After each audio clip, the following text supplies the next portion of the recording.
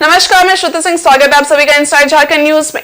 चलिए जानते हैं आज की कुछ खास खबरों के बारे में। खबरों की शुरुआत करते हैं राजधानी रांची से।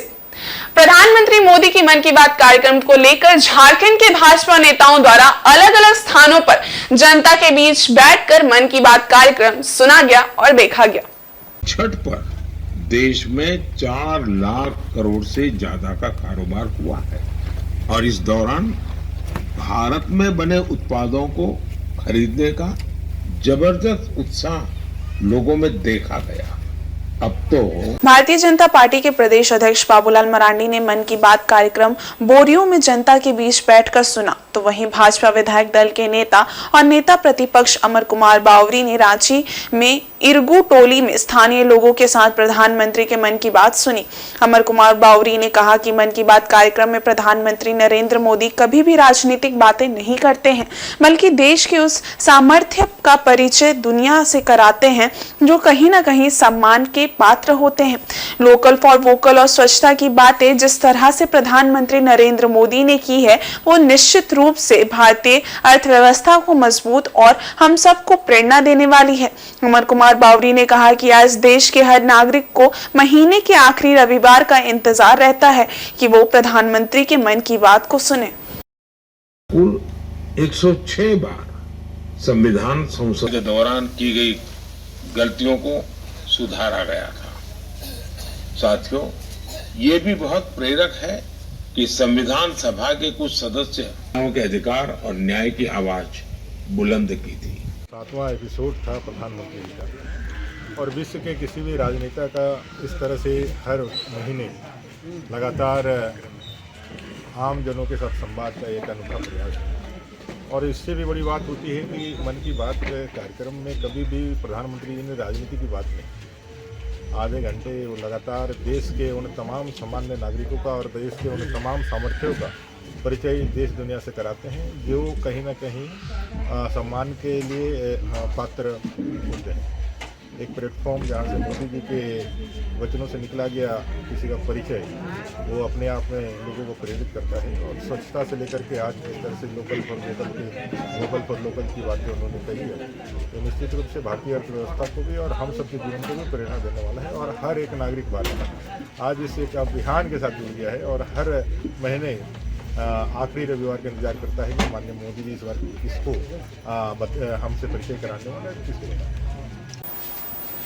और इधर आदित्यपुर शहरी प्राथमिक स्वास्थ्य केंद्र में 1.5 माह पहले जन्मे नवजात शिशु की मौत के बाद परिजनों ने स्वास्थ्य केंद्र की नर्सों पर लापरवाही का आरोप लगाते हुए आदित्यपुर थाना में कार्रवाई की मांग की और प्रदर्शन किया।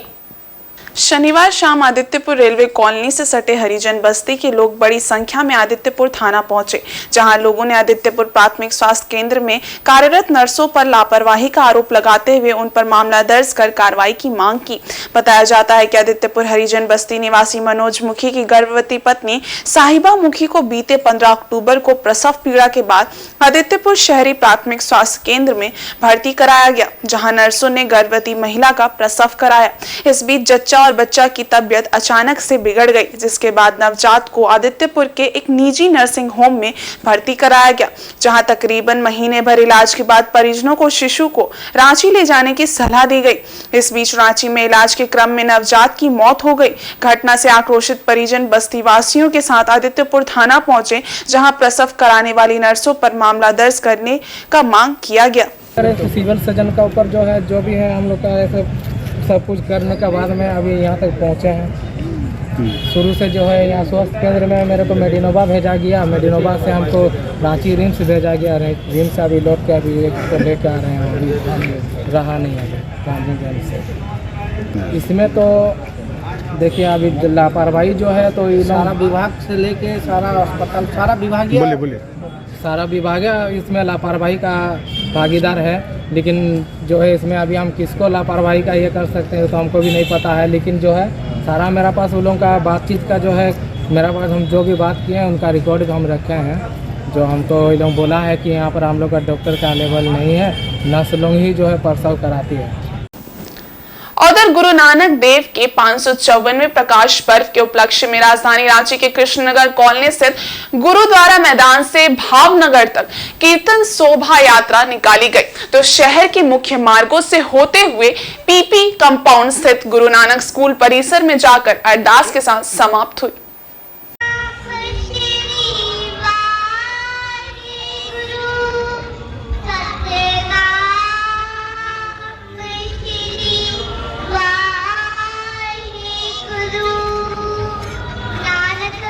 इस शोभा यात्रा में बड़ी संख्या में सिख समुदाय के महिला, पुरुष और बच्चों के साथ साथ अन्य लोग भी शामिल रहे। इस शोभा यात्रा में सुप्रसिद्ध भजन गायक विक्की छाबड़ा द्वारा भजनों की प्रस्तुति की गई। साथ ही स्कूली बच्चे बच्चियों द्वारा सिख मार्शल आर्ट एवं अन्य कला का भी प्रदर्शन शोभा यात्रा में जगह जगह किया गया। इस शोभा यात्रा का शहर के विभिन्न सामाजिक और धार्मिक संस्थाओं ने जगह जगह पर स्वागत भी किया। इसी कड़ी में राजधानी रांची का चंद्रशेखर आजाद दुर्गा पूजा समिति ने भी अपने पूजा पंडाल स्थल के समीप शोभा यात्रा का स्वागत किया एवं सिख समुदाय के अग्रणी समाज सेवियों को सम्मानित भी किया। मंच पर बेहद ही कम उम्र की बच्चियों द्वारा गायन की प्रस्तुति दी गई। साथ ही गुरु ग्रंथ साहब पर पुष्पों की वर्षा की गई। वहीं स्वागत मंच के माध्यम से शोभा यात्रा में शामिल श्रद्धालुओं के बीच खाने पीने की वस्तुओं को भी वितरित किया गया। शोभा यात्रा में शामिल पंच प्यारे का भी स्वागत और सम्मान किया गया।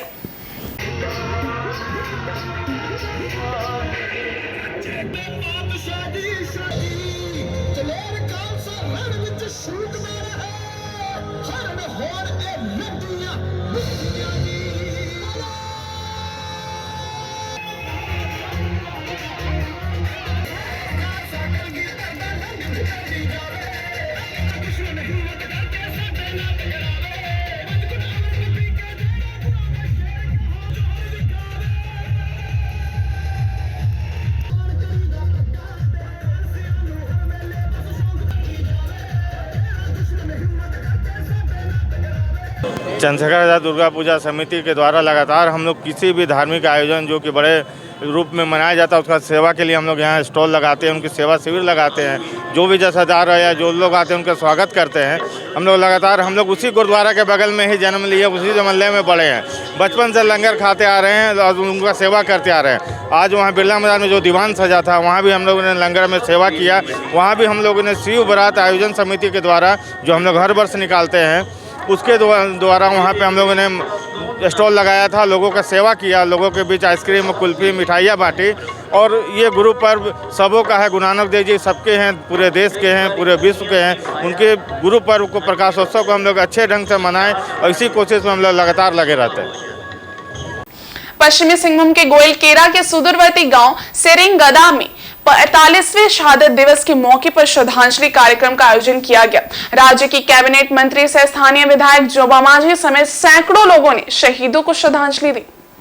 झारखंड अलग राज्य के आंदोलन के दौरान 25 नवंबर 1978 को सेरेंगदा में सोमनाथ लोमागा, लूपा बुड़ और दुबिया होनहागा पुलिस द्वारा की गई फायरिंग में शहीद हो गए थे। श्रद्धांजलि के बाद हाट बाजार मैदान में आयोजित सभा को संबोधित करते हुए मंत्री जोबा मांझी ने कहा कि लंबी लड़ाई और आंदोलन के बाद अलग राज्य बना। जंगल आंदोलनकारियों के संघर्ष की बदौलत वनाधिकार कानून अस्तित्व में आया। अब सरकार गाँव का तेजी से विकास कर शहीदों के सपने को साकार कर रही है। मौलिक अधिकारों के साथ ही मूलभूत सुविधाओं का विस्तार हो रहा है। कार्यक्रम को मुंडा जुनास लुमगा, सुखराम कसरा, सत्यानंद लोमगा, राजेश बुड़, थॉमस मुंडा और पराव लोमगा ने भी संबोधित किया। इससे पहले ग्रामीणों द्वारा पारंपरिक तरीके से मंत्री समेत अतिथियों का स्वागत किया गया। मंच पर मंत्री जोबा मांझी ने तीनों शहीदों के आश्रित व परिजनों को सम्मानित किया। इस अवसर पर 20 सूत्री कार्यक्रम कार्यान्वयन समिति के अध्यक्ष अकबर खान, सदस्य दिनेश गुप्ता, झामुमो प्रखंड अध्यक्ष मनसुख गोप, उपाध्यक्ष दीनू हांसदा समेत काफी संख्या में लोग उपस्थित थे।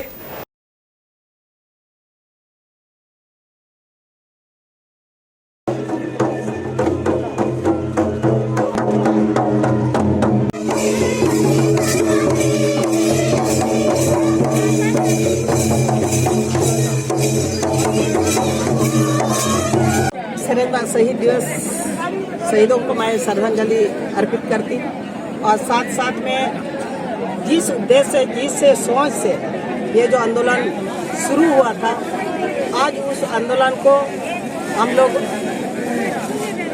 जहाँ पर पहुँचना था वहाँ तक हम लोग पहुँचाए हैं। जैसा वन ग्राम में पट्टा मिलना, उनका मौलिक अधिकार को प्राप्त करना, अधिकांश जगह पर आज पट्टा मिल गया और ये इसी तरह से निरंतर पट्टा देना भी जारी रहेगा।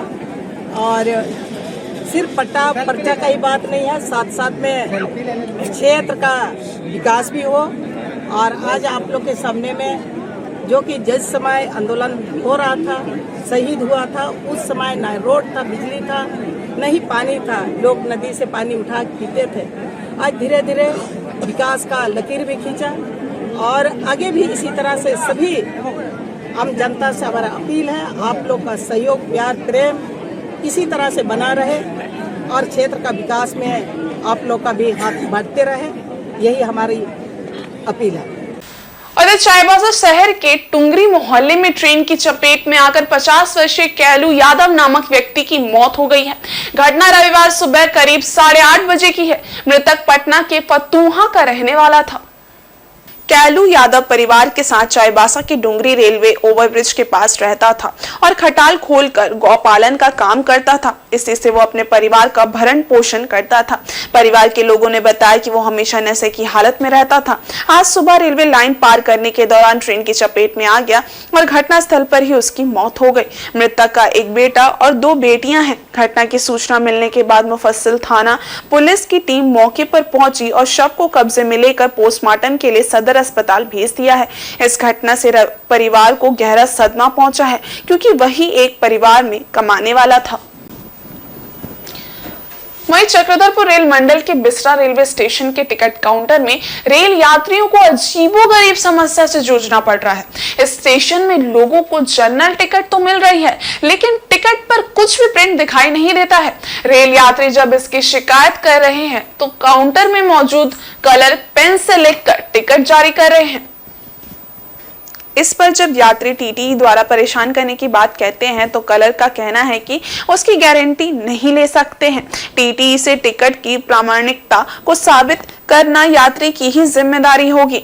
अब बिसरा से ट्रेन में सफर करने वाले यात्रियों के लिए मुसीबत ये है कि वे आराम से ट्रेन में सफर करें या फिर टीटीई से बहस। बताया जा रहा है कि बिसरा टिकट काउंटर का प्रिंटर खराब है, जिसके कारण टिकटों में कुछ भी प्रिंट नहीं हो रहा है। बिना प्रिंट के रेल टिकटों का गलत इस्तेमाल की भी आशंका बढ़ रही है। रेल प्रशासन को इस मामले पर गंभीरता दिखाने की जरूरत है, ताकि बिना प्रिंट के रेल टिकट की समस्या से लोगों को निजात मिल सके और इसके गलत इस्तेमाल को रोका जा सके।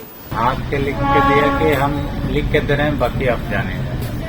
नहीं, नया नहीं है ना, कंप्यूटर काम नहीं कर रहा था। और क्या बोला आपको? ट्रेन पहुंच गया था तो हम बोले कि सर लिख के हमें से भी दीजिए, तो हम बाद में लिख के दिया। और क्या बोल के दिया? लिख के दिया, पैसा भी लिया, बोला कि बाकी आप जानेगा। तो हम क्या जानेंगे सर, हम बोल रहे कि एक आदमी टिकट मत लीजिए बोल रहा था। बाद में बोले हम 12 आदमी हैं। वहीं चक्रधरपुर प्रखंड के गोपीनाथपुर पंचायत के लौजोड़ा काला गांव के आरईओ रोड से गोबरी नाला तक 2000 फीट पीसीसी सड़क का शिलान्यास किया गया। इस सड़क का निर्माण आरईओ विभाग की देखरेख में होगा, जिसमें 98 लाख रुपए खर्च होंगे। शिलान्यास के पूर्व विधिवत पूजा अर्चना की गई। कार्यक्रम को संबोधित करते हुए विधायक पुत्र सनी उरांव ने कहा कि काफी दिनों से ग्रामीणों द्वारा मांग की जा रही थी कि गांव में 2000 फीट पीसीसी सड़क का निर्माण कराया जाए, जिसे देखते हुए ग्रामीणों की मांग पूरी की गई है। उन्होंने संवेदक से कहा कि सड़क का निर्माण गुणवत्ता पूर्वक किया जाए, ताकि ग्रामीणों को सड़क का लाभ अधिक दिनों तक मिल सके। मौके पर विजय मुंडा, अखिल कुमार महतो समेत अन्य ग्रामीण मौजूद थे। इसी जगह पे आज जिस जगह बैठे, इसी जगह पे हम लोग बैठक किए थे और बैठक में गांव वाले के माध्यम से एक एप्लीकेशन मुझे दिया गया था और इसी रोड के बारे में दिया गया था। इस रोड को तुरंत हम लोग लिए, उसको एप्लीकेशन को हम लोग दिए। उसके बाद आगे प्रक्रिया सांसद जी, विधायक जी द्वारा जो भी है प्रक्रिया में ये चढ़ा और ये रास्ता स्वीकृत हुआ। मुझे ये जानकारी नहीं था। जब रास्ते में जब बाहर तब मुझे पता चला कि इसी रोड को हम ही चढ़ाए थे, मतलब मेरे द्वारा ही एप्लीकेशन इसी जगह पर लिया गया था। तो ये आज जैसे उनका कहना था कि हम लोग आवेदन देते हैं, जैसे कि हम पिछले कुछ दिन पहले रोड का निरीक्षण हम लोग करने घूम रहे थे, तो घूमते घूमते कुछ रास्ता ऐसे में मिल जाती है हम लोग को कि जिसका कोई चढ़ाया नहीं है और गांव से अलग है, तो वैसे संज्ञान में नहीं है, उसको हम खुद से मैडम जी के साथ भी हम लोग कुछ दिन पहले हम लोग घूम रहे थे, तो घूमते घूमते ऐसे रोड हम लोग को मिला। लगभग 6 रोड अभी मेरे पास है जो कि योजना में चढ़ा नहीं है, वो 6 रोड। और आज एक बंदगांव घाटी से हम लोग को मिला है नवादा का 7 रोड है। आज मेरे से स्कूटी सर से भी बात हुआ है कि 7 का हम लोग एक लिस्ट करके बना करके आज विधायक जी का लेटर पैड में हम लोग उसको देना जा रहे हैं। तो ऐसे घूमते फिरते हम लोग जहाँ भी मिलता है, जो मान लीजिए गाँव के बीच में है तो गाँव वाले समस्या उठाते हैं, ये रोड नहीं बना ऐसे है, लेकिन कुछ रोड हम लोग को घूमते फिरते मिल जाता है, वो सब भी हम लोग चढ़ा लगते हैं अपनी तरफ से। तो आज एक बहुत अच्छा मौका है कि आज एक रोड का शिलान्यास हो रहा है। शिलान्यास कार्यक्रम में हम लोग सबको यहाँ पहुँचे हुए हैं और धन्यवाद देना चाहेंगे हमारे विधायक जी को, क्योंकि जितना भी विधानसभा एरिया उनका आता है उसमें सबसे ज़्यादा शायद मेरा ही भाग 1 में ही सबसे ज़्यादा काम हुआ है। रोड हो या बिजली हो, सब में मेरा क्षेत्र सबसे आगे रहा है, तो इसलिए मैं बहुत शुक्रगुजार रहूँगी। और बात रही छोटी सड़क की, एक्चुअली जनता से जो जुड़ा हुआ है चीज़, वो छोटी या बड़ी नहीं होती, वो ज़रूरी होती है। और ये भी एक ज़रूरी सड़क थी जिसके लिए मैं बहुत खुशी मुझे आज महसूस हो रही है, क्योंकि ये सड़क ऐसी सड़क थी कि यहाँ पर गाड़ी फंस जाता था बरसात में भी। जहाँ यहाँ धान रोपाई के समय आप देख रहे हैं, गाड़ी वाड़ी लेना होता है तो गाड़ी सब फंस जाता था। तो चलिए, आज अगर ये सड़क बन जाती है तो कल को ग्रामीणों को कोई क्या बोलेंगे प्रॉब्लम नहीं होगा। और एक चीज़ बोलना चाहेंगे कि जैसे आप सवाल किए कि हमारे एरिया में छोटा या बड़ा, ऐसे ही अगर दौरा करते रहेंगे सब कोई, जितना भी जनप्रतिनिधि हो, तो जितना भी हम लोग का जो यहाँ नुक्स है, रोड हो या बिजली हो या पानी हो, ये धीरे धीरे समाप्त हो जाएगी। जो हमारे वर्तमान विधायक आज जो भी है उसको सबसे पहले तो धन्यवाद देना चाहेंगे, क्योंकि 23 पंचायत में सबसे ज़्यादा काम हमारे पंचायत में उनका लेटर पैड से काम हुआ है, अनुमोदन से हुआ है। इसीलिए सबसे पहले धन्यवाद विधायक साहब को देंगे, क्योंकि और भी बहुत सारे ऐसा योजना है जो मेरा माध्यम से अब होने वाला है और काफ़ी विधायक जी का कोऑपरेट है। आज क्या होने वाला है? आज विधायक के अनुमोदन से एक रोड का उद्घाटन हो रहा है, शिलान्यास हो रहा है जी।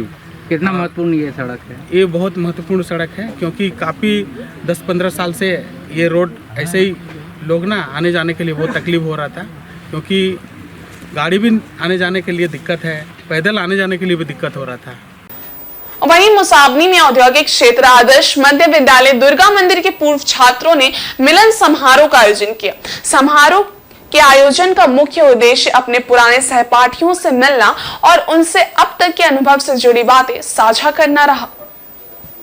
मुसाबनी में औद्योगिक क्षेत्र आदर्श मध्य विद्यालय दुर्गा मंदिर के 8वीं कक्षा के 1982 बैच के पूर्व छात्रों ने मिलन समारोह का आयोजन किया। लगभग 40 वर्ष पूर्व इन छात्रों ने अपने पुराने सहपाठियों के साथ रिश्ते को कायम करने के लिए इस समारोह का आयोजित किया।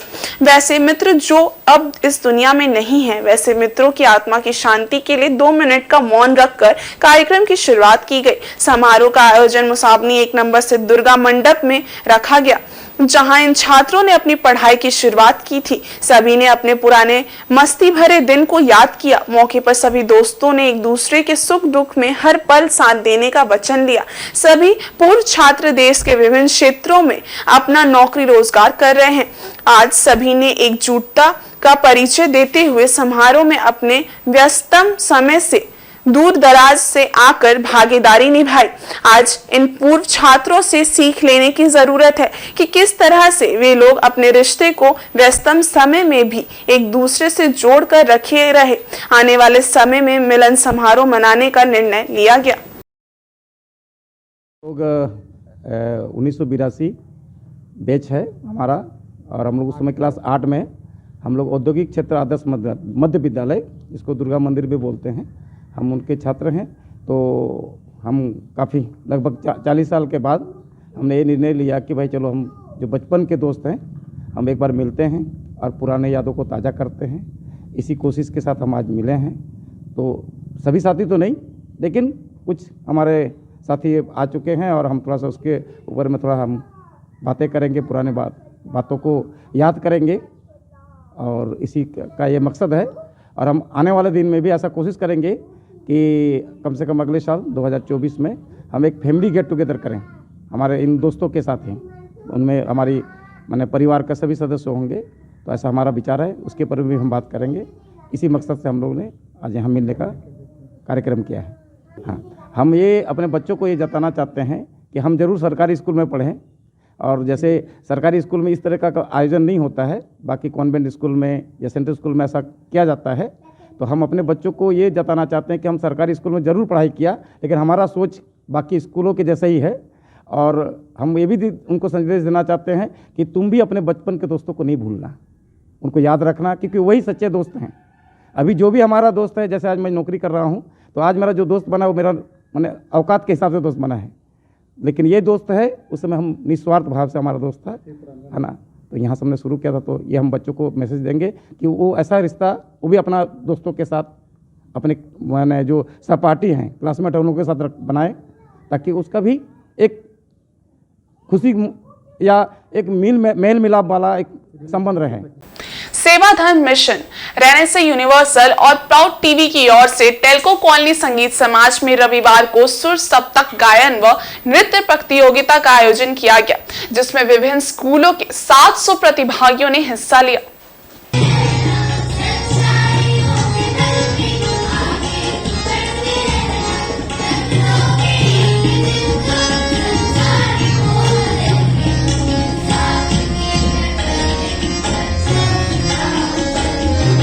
इनमें Hilltop, Little Flower, Chinmaya, Loyola, Kerala Samajam, Gulmohar, Vivek Vidyalaya, Shiksha Niketan, Rajendra Vidyalaya, DAV, DPS, GPS आदि स्कूल के विद्यार्थी शामिल थे।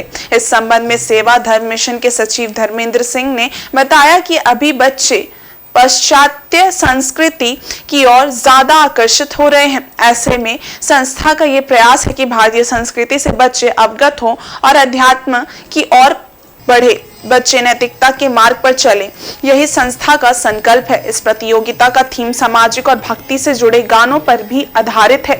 सुबह 8 बजे शुरू हुई संगीत प्रतियोगिता दोपहर 1 बजे तक चली, वहीं शाम में 3 से लेकर रात 8 तक नृत्य प्रतियोगिता हुई।